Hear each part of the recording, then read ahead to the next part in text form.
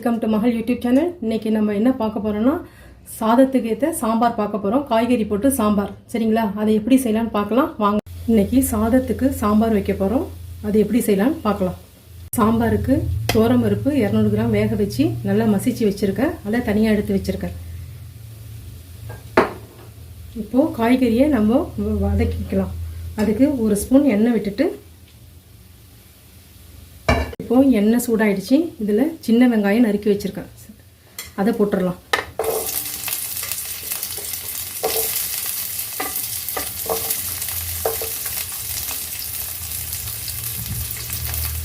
போட்டு நல்லா வதக்கி விடும்.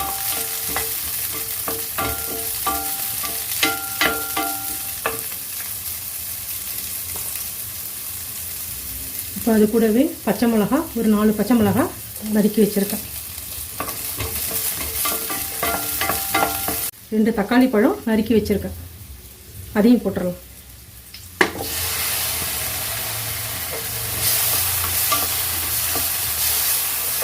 காய்கறி கத்திரிக்காய், முருங்கைக்காய், பரங்கிக்காய் எல்லாம் நறுக்கி வச்சுருக்கேன். சவுச்சோ. சரிங்களா? எல்லா காயும் இப்போ நறுக்கி வச்சுருக்கேன். அதையும் சேர்த்துக்கலாம்.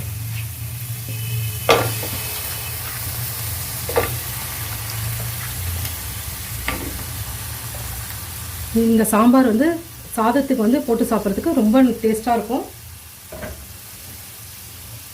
இதெல்லாம் போட்டு எல்லாத்தையும் நல்லா வதக்கிக்கலாம். இப்போ இந்த காய்கறி வேகிறதுக்கு நம்ம உப்பு சேர்த்துக்கலாம்.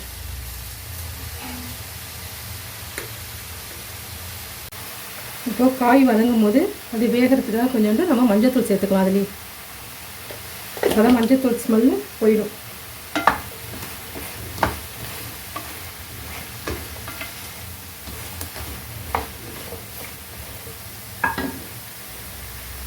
இதை நம்ம குக்கர்லாம் வைக்க போகிறதில்ல, டைரெக்டாக தான் வேக வைக்க போகிறோம். இது ஒரு 10 மினிட்ஸ் நல்லா வேகட்டும். மூடி வச்சிடலாம். இப்போ 10 நிமிஷம் ஆயிடுச்சு. இப்போ காய் நல்லா இப்போ வெந்துருச்சு. உங்களுக்கு இந்த ஸ்டேஜில் குழம்பு மிளகாத்தூள் 2 ஸ்பூன் அதில் போட்டுங்க. காரத்துக்கு தகுந்த மாதிரி போட்டுங்க. போட்டு நல்லா வதக்கி விட்டுட்டு,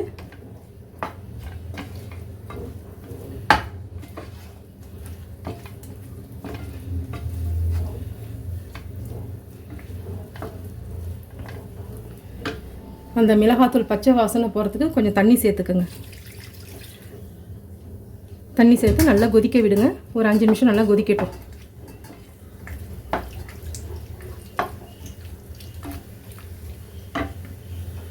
இப்போ காயோடு சேர்ந்து மிளகாத்தூள் எல்லாமே நல்லா கொதிச்சிட்ருக்கு. இந்த ஸ்டேஜில் நம்ம பருப்பு வேக வச்சுருக்கோம்ல, அதை நம்ம நல்லா கடைஞ்சி வச்சுருக்கேன். அதை அப்படியே விட்டுறலாம். விட்டுட்டு நல்லா கலந்து விட்டுருங்க.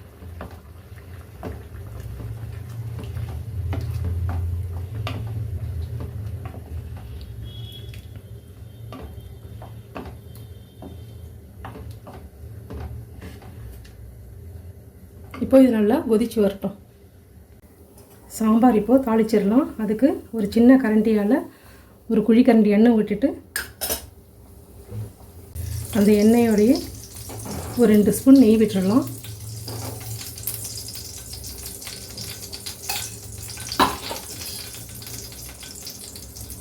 இப்போ நல்லா சூடாகட்டும் எண்ணெய் நெய்யும். இப்போது எண்ணெய் நெய்யும் நல்லா சூடாகிடுச்சு. 2 காஞ்ச மிளகா போட்டுடலாம். 3 காஞ்ச மிளகா, 1 ஸ்பூன் கடுகு, கொஞ்சமாக தாளிக்கிற உளுத்தம்பருப்பு, கொஞ்சமாக வெந்தயம், கொஞ்சம் 1/2 ஸ்பூன் சீரகம், நெக்ஸ்ட்டு கொஞ்சம் பெருங்காயத்தூள், நெக்ஸ்ட்டு கருவேப்பிலை.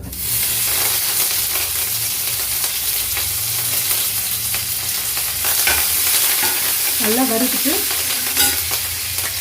இப்போ அதில் கொஞ்சமாக வெங்காயம் நறுக்கி வச்சுருக்கேன். அதையும் சேர்த்துடலாம்.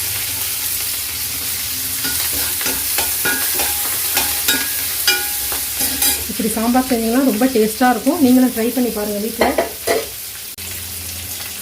இதில் இப்போ நெல்லிக்காய் சைஸ் அளவில் புளி ஊற வச்சுருக்கேன். இதை நம்ம இப்போ நல்லா கரைச்சி ஃபில்டர் பண்ணிட்டேன். ஏன்னா அடியில் சக்கையெல்லாம் இருக்கும், அதுக்காக ஃபில்டர் பண்ணிட்டேன். இப்போ அதில் சேர்த்துடலாம். இப்போ இது நல்லா கொதித்த உடனே நம்ம சாம்பார் இப்போ வேக வச்சுருக்கோம்ல அதில் நம்ம விட போகிறோம். இது நல்லா கொதிக்கட்டும். இப்போது இந்த புளி கரைசலோட கொஞ்சம் உப்பு சேர்த்துக்கலாம். இப்போ புளி கரைச்சி விட்டுருக்கோம்ல அது இப்போ நல்லா கொதிச்சு வருது. இதை வந்து இப்போ நம்ம சாம்பாரில் இப்போ கொதிக்க வச்சுருக்கோம்ல காய் பருப்புலாம் அதில் நம்ம சேர்த்துடலாம். இப்போ இந்த இதை நம்ம ஸ்டவ்வை ஆஃப் பண்ணிடலாம். இப்போ இந்த புளி கரைச்சி வச்சுருக்கோம்ல இதை இப்போ இந்த சாம்பாரோட நம்ம சேர்த்துடலாம்.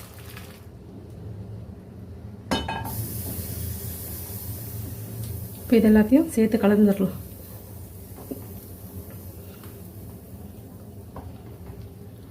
இப்போ குக்கரில் தான் காயெலாம் போடுவாங்க, காய் போட்டு வேக வைப்பாங்க. நம்ம டைரெக்டாக வேக வச்சு நம்ம சாம்பாரில் போட்டால் அதனுடைய டேஸ்ட்டே வேறு மாதிரி இருக்கும். முன்னாடிலாம் அப்படி தான் செய்கிறது. இப்போ அவசர காலத்தில் எல்லாத்தையும் ஒன்றா போடுறாங்க குக்கர்லலாம். இப்போ எல்லாமே கலந்தாச்சு. இதில் கடைசியில் உப்பு இருக்கா என்னென்னு பார்த்துக்கோங்க. உப்பு இல்லைன்னா கொஞ்சம் போட்டுக்கோங்க.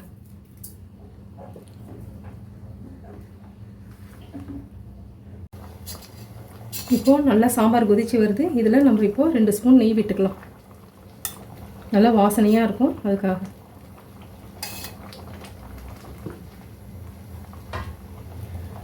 நெக்ஸ்ட்டு கொத்தமல்லி தழை நறுக்கி வச்சுருக்கேன், அதையும் இப்போ சேர்த்துடலாம்.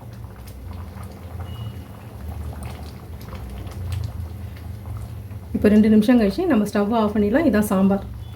இன்றைக்கி நான் சாதம் வந்து வடிச்சிருக்கேன், குக்கர்லலாம் வைக்கல. சாதத்தை வந்து வடிச்சிருக்கேன் டைரெக்டாகவே.